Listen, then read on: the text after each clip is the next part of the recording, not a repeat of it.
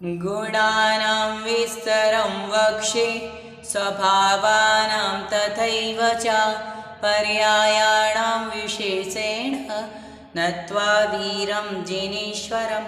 जय बोलिए देवादिदेव ऋषि आदिनाथ भगवान की जय।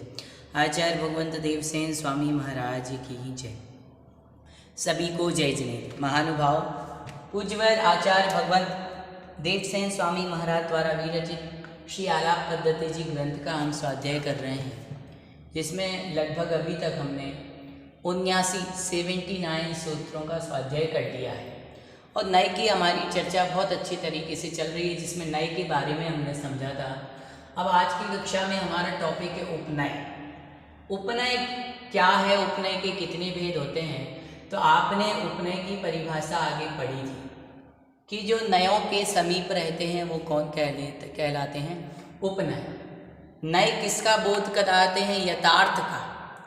नय जो होते हैं, नय बोध कराते हैं आपके यथार्थ, और उपनय आपका बोध कराते हैं अयथार्थ। अब यथार्थ और अयथार्थ क्या है। जैसे नय ने कहा आत्मा एक होती है, ठीक है, जीव है, पुद्गल है, धर्म है, अधर्म है, आकाश है, काल है, सब जान लिया नय से। परंतु उपनय ये भी बताते हैं कि उस आत्मा के साथ साथ ये संसारी शरीर भी क्या है, जुड़ा हुआ है। इस शरीर को भी हम क्या कहते हैं, हमारा कहते हैं।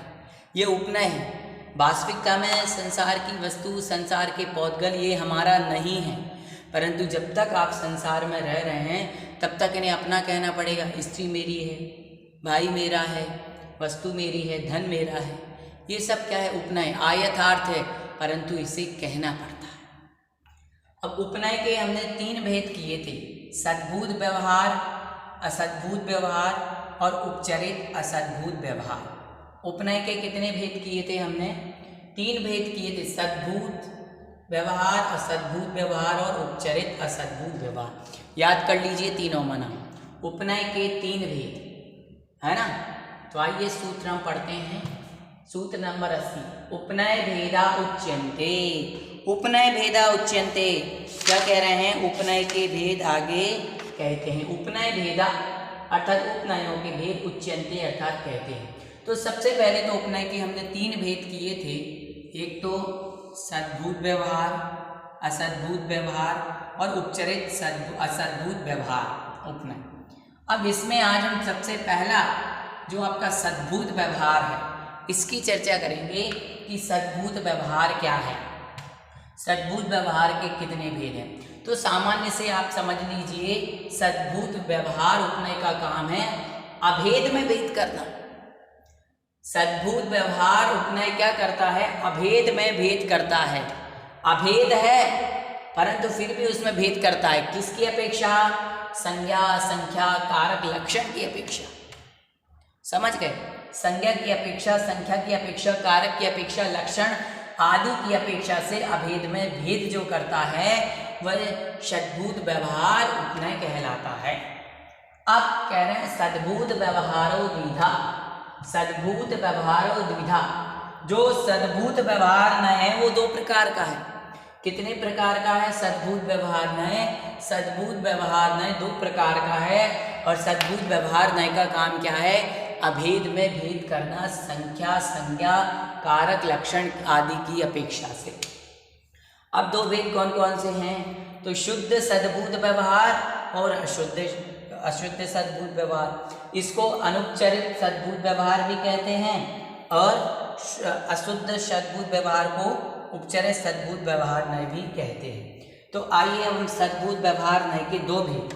सद्भूत व्यवहार नय के कितने भेद हो गए, 2 भेद हो गए। कौन कौन से 2 भेद हो गए, शुद्ध सद्भूत व्यवहार और अशुद्ध असद्भूत व्यवहार। ठीक है, उपनयों की चर्चा कर रहे हैं। तो आइए सबसे पहला पढ़ते हैं हम, शुद्ध सद्भूत व्यवहार क्या है। शुद्ध सद्भूत व्यवहारो, शुद्ध सद्भूत व्यवहारो यथा शुद्ध गुण शुद्ध गुणिनो, शुद्ध गुण शुद्ध गुणिनो, शुद्ध पर्याय शुद्ध पर्यायिनो भेदा कथनम।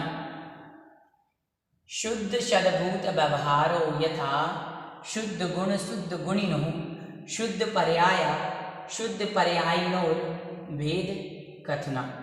अब क्या कह रहे हैं, जो शुद्ध सद्भूत व्यवहार, इसका काम क्या है, भेद। मैंने आपको क्या बताया कि सद्भूत व्यवहार का काम है अभेद में भेद करना। जहाँ पर अभेदपना है उसमें भी ये क्या कर देता है, भेद कर देता है, संज्ञा संख्या लक्षण कारक आदि की अपेक्षा से। तो अब कैसे भेद करता है, तो कह रहे हैं कि शुद्ध सद्भूत व्यवहार है क्या, शुद्ध गुण और शुद्ध गुणिनो अर्थात गुणी, शुद्ध गुण और गुणी, शुद्ध पर्याय और शुद्ध पर्यायी। ठीक है, शुद्ध गुण में और शुद्ध गुणी में, शुद्ध पर्याय और शुद्ध पर्यायी में क्या करना, भेद करना। अब सबसे पहले तो आप ये समझो कि शुद्ध गुण क्या है और गुणी। गुण और गुणी दो शब्द होते हैं, गुण और गुणी। तो सबसे पहले तो आप ये समझ लो गुण और गुणी क्या है।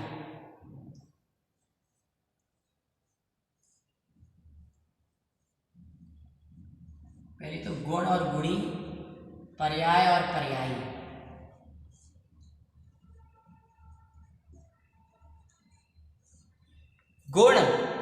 गुण कहलाता है आपका केवल ज्ञान। केवल ज्ञान क्या है, गुण है। अनंत दर्शन क्या है, गुण है। अनंत वीर क्या है, गुण है। सूक्ष्मत्व क्या है, गुण है। और गुणी कौन है, सिद्ध भगवान। उस गुण को जो धारण करने वाला है, जिस व्यक्ति के अंदर गुण है वो गुणी कहलाता है। तो क्या कहेंगे, केवल ज्ञान क्या है, गुण, और केवल ज्ञानी क्या है, गुणी। जिसको केवल ज्ञान होता है उसे आप क्या कहते हैं, केवल ज्ञानी। सिद्ध भगवान को क्या कहेंगे, केवल ज्ञानी। तो सिद्ध भगवान क्या है, गुणी है। क्यों, क्योंकि उनके अंदर क्या है, गुण है।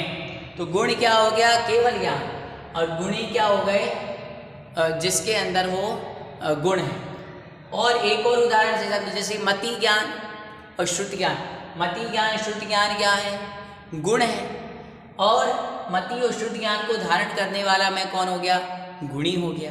ठीक। पर्याय क्या है, मनुष्य क्या है, पर्याय है। देव क्या है, पर्याय है। तिर्यंच क्या है, पर्याय है। परंतु उस मनुष्य पर्याय को धारण करने वाला, मनुष्य पर्याय को धारण करने वाला कौन है, पर्यायी। अर्थात मेरी आत्मा। मेरी आत्मा क्या है, पर्यायी। क्यों, क्योंकि इसने मनुष्य रूपी शरीर को, मनुष्य रूपी पर्याय को धारण किया। तो आत्मा क्या हो गई, पर्यायी। मनुष्य क्या है, पर्याय, और आत्मा क्या है, पर्यायी। तिर्यंच क्या है, पर्याय, और जो तिर्यंच पर्याय को धारण करने वाली गाय है, ऐसी उसकी आत्मा पर्याय। समझ गए। जैसे सिद्ध भगवान है, तो सिद्ध भगवान है, सिद्ध क्या है, पर्याय है। और जो आदिनाथ भगवान की आत्मा ने उस सिद्ध पर्याय को धारण कर लिया, वो क्या हो गया, पर्यायी हो गए। तो इस प्रकार से गुण, गुणी, पर्याय और पर्याय। तो अब आपको समझना है, यहाँ पर कह रहे हैं कि शुद्ध सद्भूत व्यवहार में कि जो शुद्ध गुण और शुद्ध गुणी, शुद्ध पर्याय और शुद्ध पर्यायी में भेद करता है। कैसे भेद करता है, तो आपने समझ लिया, गुण, गुणी और पर्याय, पर्यायी। तो शुद्ध गुण क्या है, शुद्ध गुण है केवल ज्ञान। शुद्ध गुण क्या है, केवल ज्ञान। और गुणी कौन है, भगवान, अर्थात संसारी, जो संसार के आठों कर्मों से रहित हो गए, ऐसे सिद्ध भगवान। तो सिद्ध भगवान क्या है, गुणी है। तो उसमें क्या करना, भेद करना, किसकी, संख्या लक्षण और कारक आदि की अपेक्षा से उसमें क्या कर देना, भेद कर देना। ये क्या कहलाता है, सद्भूत व्यवहार, शुद्ध सद्भूत व्यवहार में कहलाता है। क्यों, क्योंकि शुद्ध में भेद कर रहा है, शुद्ध गुणों में भेद कर रहा है। केवल ज्ञान क्या है, शुद्ध है, और उसको धारण करने वाले केवल ज्ञानी वो भी शुद्ध है। समझ गए। और शुद्ध पर्याय क्या है, सिद्ध पर्याय। सिद्ध पर्याय त्रैकालिक शुद्ध है, क्योंकि ये कभी भी क्या है, परिवर्तित होने वाली नहीं। उसके बाद जैसे एक परमाणु है, एक परमाणु शुद्ध है, और जहाँ दो परमाणु मिल गए तो अशुद्ध हो गई। पुद्गल की, जीव की पर्याय क्या हो गई, सिद्ध पर्याय। जीव की पर्याय क्या हो गई, शुद्ध पर्याय, सिद्ध पर्याय, है ना। ऐसे पुद्गल है, पुद्गल है तो पुद्गल का जो एक अणु है, एक परमाणु है, वो एक परमाणु क्या है, शुद्ध है, और दूसरा मिल गया तो अशुद्ध हो गया। तो जो शुद्ध एक परमाणु है, वो शुद्ध एक परमाणु क्या है, किसी भी चीज के लिए आपने वस्तु को समझा तो वस्तु है, गुण है, और उस चीज को जो धारण करने वाला हो गया वो गुणी। जैसे में मति और शुद्ध है, तो ये तो अशुद्ध हो गए, मति और शुद्ध। केवल ज्ञानी है, तो केवल ज्ञान नाम का जो गुण है वो शुद्ध है, और जो उसको धारण करेगा वो केवल ज्ञानी हो जाएगा, अर्थात गुणी हो जाएगा। तो उसमें जो भेद करता है वह क्या कहलाता है, यहाँ पर शुद्ध सद्भूत व्यवहारमय कहलाता है। शुद्ध सद्भूत व्यवहारमय सभी को समझ में आ ही गया होगा। शुद्ध सद्भूत, सबसे पहले तो आप इतना समझ लीजिए कि सद्भूत व्यवहार नय का काम क्या है, अभेद में भेद करना। अभेद में भेद करना, ठीक है, इसने अभेद में भेद कर दिया। उसके पश्चात यहाँ पर इसके दो भेद का, शुद्ध सद्भूत व्यवहार और अशुद्ध सद्भूत व्यवहार। तो शुद्ध सद्भूत व्यवहार किसको, शुद्ध गुण शुद्ध पर्याय, और शुद्ध गुणी और शुद्ध पर्यायी को जो कथन करता है उसके बारे में जो जानता है वो शुद्ध सद्भूत व्यवहार नहीं कहलाता है। समझ गए। जैसे कि अग्नि है, अब अग्नि का काम क्या है, अग्नि है तो अग्नि का स्वभाव क्या है, उष्णपना। अग्नि का स्वभाव क्या है, उष्णपना। और अग्नि स्वभावी, एक तो अग्नि का स्वभाव और दूसरा अग्नि स्वभावी, स्वभाव स्वभावी, समझ गए, स्वभाव और स्वभावी। अग्नि का शुद्ध स्वभाव क्या है, उष्णता, ठीक है, और एक अग्नि स्वभावी होना। अग्नि कैसी है, अग्नि स्वभावी है, तो वह क्या हो गया वहां पर स्वभाव और स्वभावी। जैसे गुण और गुणी में से स्वभाव और स्वभावी हो गया। गुण गुणी पर्याय पर्यायी स्वभाव स्वभावी कारक कारकी में भेद करना, यह सद्भूत व्यवहार नय का काम है। सद्भूत व्यवहार नय क्या करता है, भेद कर देता है किसी भी चीज में, ठीक है। तो शुद्ध सद्भूत व्यवहार नय शुद्ध गुण गुणी में भेद करेगा। अब अशुद्ध, अशुद्ध सद्भूत व्यवहारो यथा अशुद्ध गुण अशुद्ध गुणिनो अशुद्ध पर्याय अशुद्ध पर्यायिनो भेद कथनम।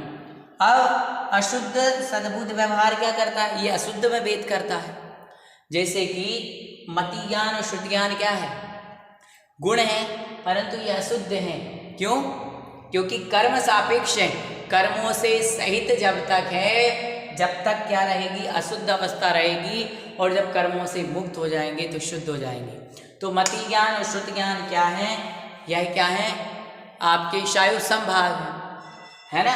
तो यह आपके कह रहे हैं कि जो मति ज्ञान, मति और शुद्ध, ये गुण जो हैं, और गुणी अर्थात मैं मति ज्ञान और शुद्ध ज्ञान को धारण करने वाला, ये क्या है, इसमें भेद कर देना, ये अशुद्ध सद्भूत व्यवहार कहलाता है। ठीक है, तो आप सबने समझा कि सद्भूत व्यवहार में क्या करता है, अभेद में भेद करता है, पर्याय और पर्यायी, गुण और गुणी में। आपको पता है गुण और गुणी में कोई भेद नहीं है। जब आप छह डाला पढ़ेंगे तो कहा गया गुण गुणी ज्ञाता ज्ञान वे विकल्प तज भेद न जहाँ, जहाँ गुण और गुणी में कोई भी भेद नहीं है। जब सिद्ध भगवान की शुद्ध निर्मुक्त अवस्था प्राप्त हो गई तो वहाँ पर सिद्ध भगवान की गुण और गुणी में कोई अंतर नहीं रह जाता है, कोई भेद नहीं है। फिर भी सद्भूत व्यवहार नहीं कहता है कि मैं भेद नहीं है फिर भी भेद करूंगा। किसकी अपेक्षा, संज्ञा की अपेक्षा भेद करूंगा, संख्या की अपेक्षा भेद करूंगा, मैं लक्षण की अपेक्षा से भेद करूंगा, किसी न किसी की अपेक्षा से मैं भेद करूंगा। ये सद्भूत व्यवहार का काम है, सद्भूत व्यवहार नय का काम है। और इसके दो भेद बताए, शुद्ध और अशुद्ध। जो शुद्ध पर्यायों में भेद करता है, शुद्ध गुणों में भेद करता है, शुद्ध गुण गुणी में भेद करता है, शुद्ध पर्याय पर्यायी में भेद करता है, वो शुद्ध सद्भूत व्यवहार न है। जो अशुद्ध में भेद करता है वह अशुद्ध सद्भूत व्यवहार। अब शुद्ध क्या है, शुद्ध सिद्ध अवस्था और अशुद्ध संसारी अवस्था। तो सिद्ध अवस्था जो है, जो सिद्ध भगवान है वो गुणी है, और जो उनके अनंत दर्शन, अनंत ज्ञान, अनंत वीर आदि हैं वो सब गुण हो गए, ठीक है। और अशुद्ध क्या है, संसारी जीव। संसारी जीव अर्थात मेरी मनुष्य पर्याय, और मनुष्य पर्याय को धारण करने वाली मेरी आत्मा मनुष्य पर्यायी हो गई। और गुण क्या हो गए, मति श्रोता आदि गुण हो गए, मति श्रोता वधि, ये गुण हो गए, और उन गुणों को धारण करने वाला मैं गुणी हो गया। तो इस प्रकार से अशुद्ध और शुद्ध के बारे में जानना ये सद्भूत व्यवहार में कहलाता है। तो इतना सभी को समझ में आया होगा कि सद्भूत व्यवहार में अभेद में भेद करता है, कोई भेद नहीं है फिर भी क्या करेगा, भेद करेगा। तो इस प्रकार से आज की कक्षा में हमने सद्भूत व्यवहार में पढ़ा बहुत अच्छे से। अब कल किसी का एक प्रश्न आया था शब्द नय के बारे में कि भैया जी आपने शब्द नय के बारे में ठीक से नहीं बताया या उसका स्वरूप हम लोग समझ नहीं पाए। तो मैं आपको थोड़ा सा यहाँ पर आपका ध्यान चाहूँगा कि हमने सूत्र नंबर 77 में परिभाषा पढ़ी थी। हम लोग क्या कर रहे हैं, यहाँ पर सूत्र पढ़ रहे हैं और सूत्र का डायरेक्ट अर्थ पढ़ रहे हैं, सामान्य अर्थ। क्यों? क्योंकि आलाप पद्धति में डिटेल इतनी है कि इसको समझना, इसके ऊपर चर्चा करना बहुत जटिल है, बहुत कठिन है। इस ग्रंथ को समझना आपको अभी समझ में आ रहा होगा कि बहुत जल्दी आपको ये समझ में नहीं आता। तो हम क्या कर रहे हैं, टू दी पॉइंट बात कर रहे हैं, टू दी पॉइंट बात कर रहे हैं। तो हमने क्या समझा, शब्द नय। तो आचार्य भगवंत ने भी यहाँ टू दी पॉइंट बात की। शब्द नयो यथा धारा भार्या कलत्रम जलम आपम। सूत्र में बात की, उतनी बात समझ ली। तो वही यहाँ पर कह रहा है कि हम यहाँ पर ज़्यादा डिटेल में चर्चा नहीं कर रहे। क्यों? यदि हम ज़्यादा डिटेल में व्याख्यान करने लग गए तो आप और हम दोनों ही उलझ जाएंगे, बहुत कठिन। तो पहले सामान्य से इस विषय को समझो कि नय क्या है, नय के भेद कितने होते हैं और उसका स्वरूप क्या है। वैसे शब्द नय क्या है, तो इन्होंने कहा था कि शब्द नय क्या करता है, लिंग, संख्या, कारक आदि के व्यभिचार को दूर करके जो शब्द का यथोचित अर्थ ग्रहण करता है वह शब्द नय है। जैसे हमने समझा था धारा, कलत्र और भार्य, तो तीनों स्त्री अर्थ के बोधक है। धारा से भी स्त्री अर्थ का बोध होता है, भार्य से भी स्त्री अर्थ का बोध होता है और कलत्र से भी स्त्री अर्थ का बोध होता है। परंतु ये एक पुल्लिंग का है, एक स्त्रीलिंग का है, एक नपुंसक लिंग का है। तो लिंग व्यभिचार को टाल करके शब्द ने आपको ये बताना चाह रहा है कि यहाँ पर स्त्री अर्थ ग्रहण करना। तो आप धारा भी कह सकते हैं, कलत्र भी कह सकते हैं और आप यहाँ पर भार्या भी कह सकते हैं। जैसे जलम और आपा दो शब्द हैं, जलम नपुंसक लिंग का है और आपा आपका क्या है, पुल्लिंग का है। तो आप दोनों कह सकते हो, जलम भी कह सकते हो, पानी के लिए आप जलम भी बोल सकते हो और आपा भी बोल सकते हो। ये कौन कहता है, शब्द नहीं। शब्द नहीं क्या कह रहा है, लिंग के व्यभिचार को उसने दूर कर दिया और जो उसका यथार्थ अर्थ है उस अर्थ को ग्रहण कर रहा है। तो इस प्रकार से शब्द नय हमारे लिए समझना चाहिए। इस प्रकार से सामान्य से हमने सूत्र का अर्थ जाना। उपनय के भेद, उपनय के 3 भेद हैं, सद्भूत व्यवहार, असद्भूत व्यवहार, उपचरित असद्भूत व्यवहार। और सद्भूत व्यवहार नय 2 प्रकार का है, शुद्ध सद्भूत व्यवहार और अशुद्ध सद्भूत व्यवहार। शुद्ध सद्भूत व्यवहार नय को अनुपचरित सद्भूत व्यवहार नय कहते हैं और अशुद्ध सद्भूत व्यवहार को उपचरित सद्भूत व्यवहार कहते हैं। और सद्भूत व्यवहार नय का काम होता है अभेद में भेद करना, संख्या आदि की अपेक्षा से। शुद्ध सद्भूत व्यवहार क्या है, शुद्ध गुण शुद्ध गुणी, शुद्ध पर्याय शुद्ध पर्यायी में भेद करना और अशुद्ध का अशुद्ध गुण, अशुद्ध गुणी, अशुद्ध पर्याय, अशुद्ध पर्यायी में भेद करना। इस प्रकार से आपका सद्भूत व्यवहार नय के बारे में हमने समझा। आज की कक्षा में इतना ही। अगली कक्षा में हम आगे असद्भूत व्यवहार की चर्चा करेंगे। सभी को जय जय।